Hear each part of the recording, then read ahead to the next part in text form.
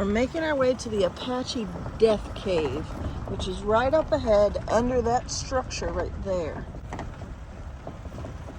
Apparently it's haunted, and I'm kind of scared, to be honest. We're off-roading just a little bit.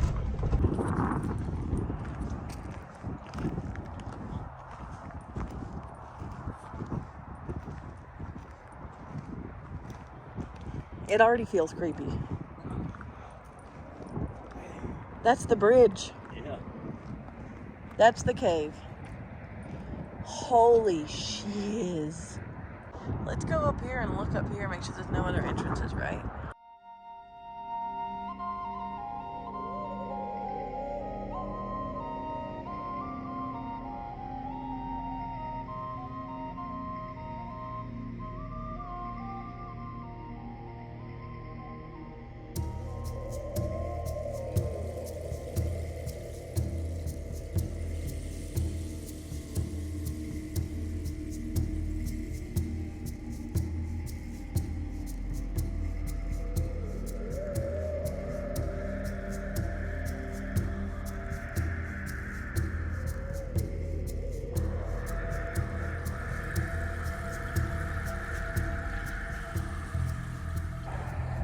All right, Jesse, we going down there? I'm scared.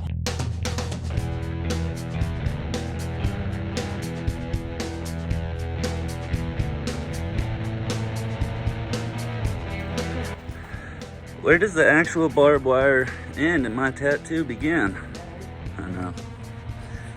Oh, shit. Whew, it is cold as fudge. I'm scared to go in here too now. We are at the entrance to the Apache Death Cave here in Two Guns, Arizona. 42 Apache were killed right in there. Well, 41 killed in there, one out here. It was 1878, and the Apache were traveling through and they were raiding and pillaging and murdering and burning down other encampments of Navajo Indians. So then other Navajo tribes got word of this, so they come out and they started looking for the Apache, but they couldn't find them. So when they were starting to regroup, another Navajo tribe was killed. The Navajo figured out that it was the Apache. The Apache kept 3 young girls. So the Navajo were aware of that, and they set a group of 25 scouts out to find these Apache men. They cordoned off like this whole region so they couldn't escape. And we're coming through where we're at right now, Two Guns. We're in Canyon Diablo, convenient name, right? The Navajo, they're coming through here, and they're walking past, and one of them says they feel like a hot air come out of this cave. And then that's when they notice that the Apaches are hiding down in here with their horses. They start collecting up all the sagebrush in this area, and they just pile it right here in front of the entrance. All the wood they can find, dry wood, and they light it on fire and they start smoking out the Apaches inside. Well, one Apache tribesman, he made it out through the fire, and he was like trying to haggle with like the Navajo people, and he's like, look, just let us all go, we'll promise we'll give you all our goods. And the Navajo said that was fine as long as they could tell him what happened to those 3 girls. And the Apache dude was like, yeah, we killed him.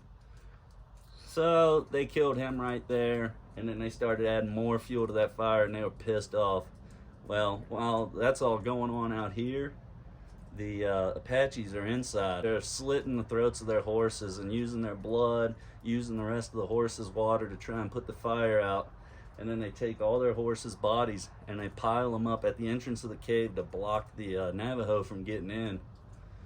Well, instead, with the Navajo stoking the fire and adding fuel to it, they ended up smoking them all out. And they all died. So 42 were dead. The Navajo rushed in and they took all their valuables and all their goods off of the Apaches. And then they kind of dipped out of town. And it's said to this day, no Apache has ever entered this cave again. Yep. And apparently we are on cursed land.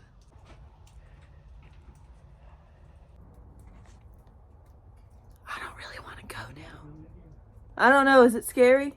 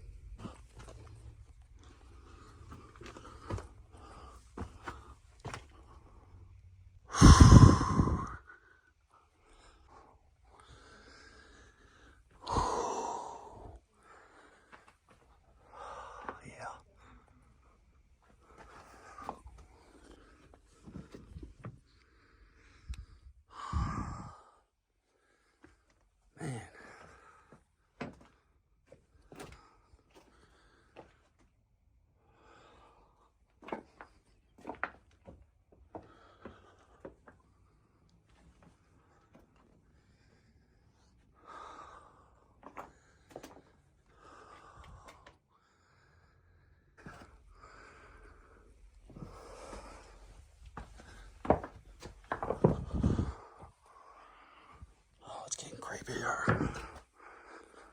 I think I doubt going as far as I want to. Justin! Justin! I'm yelling for him, and I hear nothing.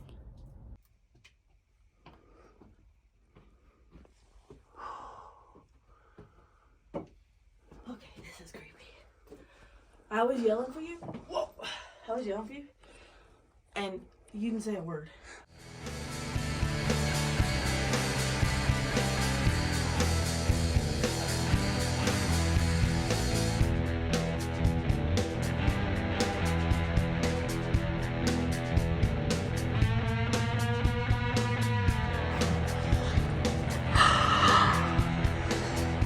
Woo!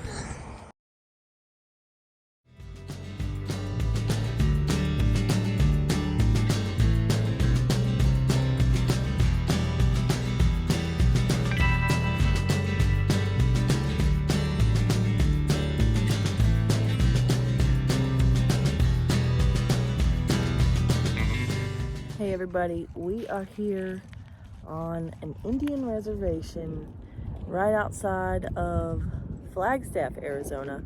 We stayed last night in a Cracker Barrel parking lot in Flagstaff. We are headed to what is called Grand Falls, or also known as Chocolate Falls. We're not so sure if the water levels are high enough for us to get a good view of these falls today, to see if they'll be flowing good enough, but we're on our way to check it out anyways. We're out of cell phone service. We're relying on some written directions, which is something we haven't done in a very long time. So wish us luck. Washboard. It's a little worse. Oh! Did you see that? No. Yeah, a few things have fallen.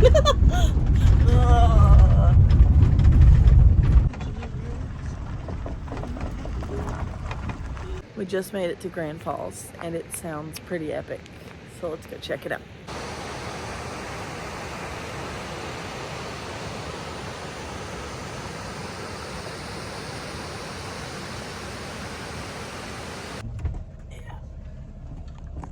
This is for all the people that have 4x4s and put stickers on their shit that say they go off-roading, and they don't.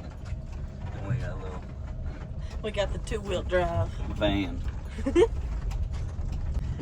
We're going to the bottom part of the falls. We were just at the top part, and then we saw this little road that takes us down to the bottom where we can see everything a little bit better. So we're making our way there.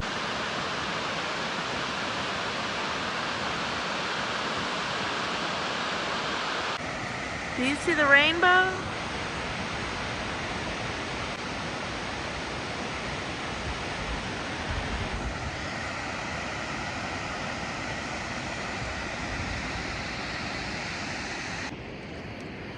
Justin doesn't trust me around ledges. He says I'm too clumsy and I'll fall. What does he know?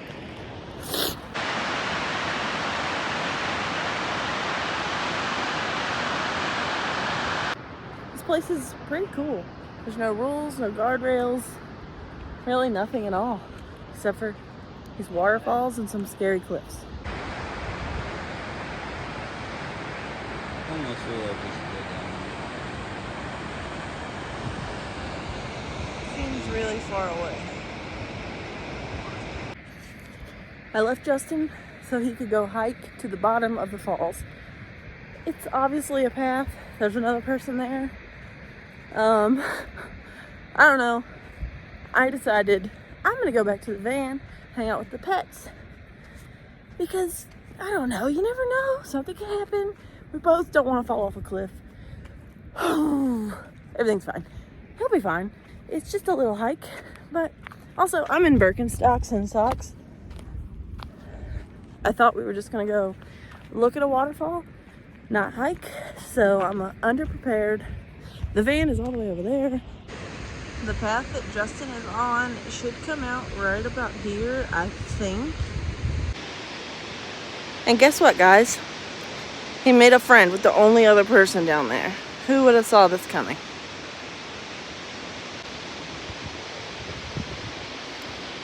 That's pretty far away.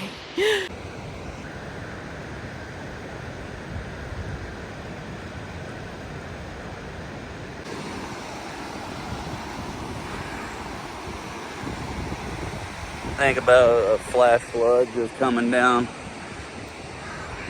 God, that would suck. I'd be dead. You got volcanic rock, lava, and then sandstone. You can kind of even see where there's like literal walls of the lava, including that big ditch. It's because this river cooled it down and literally like just stopped it in its path. Pretty wild. Water so flexible and yet so strong.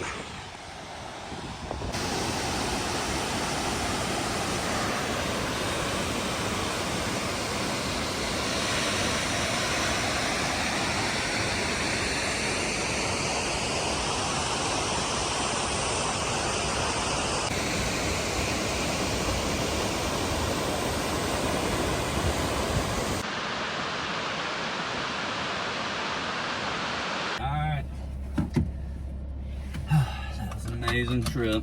That was pretty cool. Hell yeah. I think it was worth it. The hour drive to get here, definitely worth it. Oh yeah. But let's get back to civilization.